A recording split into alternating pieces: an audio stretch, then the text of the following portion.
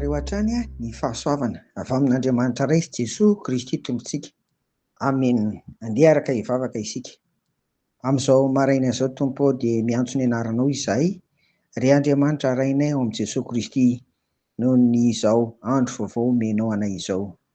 Tianay hatrany koa Tompo ny manolotra ny fiainanay satria raha lavitra anao izahay, raha mandeha irery izahay, ary indrindra raha mizavatra hafa no anakinanay ny fiainanay dia fahaverezana ny afaran'izany koa maniry izay Tompo ity ny fonay atolotra mba hanjakanao amin'ity anio ity sy amin'ny androm-piainanay rehetra. Amin'ny anaran'i Jesosy, amen. Ny Romanina toko 12, ny andininy 12 indray ry havana no zaraina amintsika anio, vakiana amin'ny anaran'i Jesosy. Mifalia amin'ny fanantenana, miareta amin'ny fahoriana, mahareta amin'ny fivavahana. Amen. Eto ry havana, ny apôstôly Paoly ihany dia mitaona antsika amin'ireto zavatra telo reto. Reto izany no azo lazaina hoe mahamafy ny kristianina. Voalohany, ny fifalian'ny mpino dia tsy mifototra loatra amin'ny eto tany.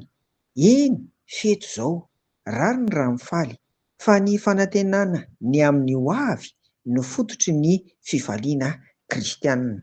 Satria azo antoka fa eo am-pelatanan'Andriamanitra amin'ny fiainan'ny iray manontolo noho izy efa nandray ny famonjen'i Jesosy Kristy. Jesosy efa manapaka ny fiainan'ny iray manontolo. Faharoa, raha misy ny fitsapana dia tsy kivy fa manana faharetana noho ny asan'ny fanahy masina mampahery azy ao anatiny. Ary fahatelo, maharitra amin'ny fivavahana. Ry havako, na dia azo lazaina hoe hazakazaka aza ny amin'izao fiainana izao dia tadiavy ihany isan'andro mba hanokananao fotoana hivavahanao manokana. Isan'andro koa raha efa manambady dia tsara ny mpivady raha manana fotoana manokana hivavahany ihany koa ifampitondrana amam-bavaka. Ary fahatelo sady farany, raha efa misy ny ankizy efa mananjanaka izany, na dia mbola kely aza dia efa miaraka mivavaka aminy koa tsara raha ny hariva mialohan'ny matory no miaraka mivavaka ny ankonana ry havana. Fa tena fiainana ny hoe mahareta ny amin'ny fivavahana ity izany.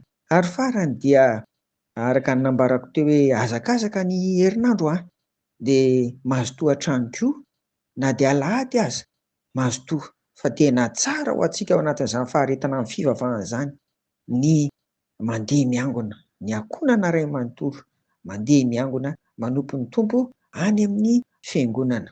Ry havana, ireo telo ireo no mahamafy ny kristianina, dia tsy inona akory fa ny fifaliana amin'ny fanantenana, ny fiharetana amin'ny fitsapana ary ny faharetana amin'ny fivavahana. Amen. Vavaka ary sika.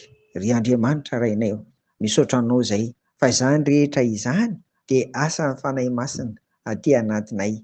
Rehefa manaiky an'i Jesosy Tompo sy Mpamonjy izay koa ingany hatrany ao anatin'izao fety izao Tompo, dia mba hifaly tokoa amin'ny fifalian'ny zanakao izahay, ary hanana fifaliana ny amin'ny fanantenana ny amin'ny ho avy.